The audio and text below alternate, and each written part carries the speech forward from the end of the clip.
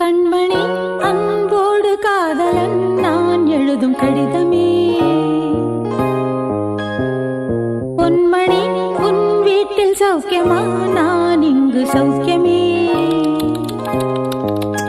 உன்னை எண்ணி பார்க்கையில் கவிதை கொட்டுது, அதை எழுத நினைக்கையில் வார்த்தை முட்டுது. ஓஹோ கண்மணி அன்போடு காதலன் நான் எழுதும் கடிதமே.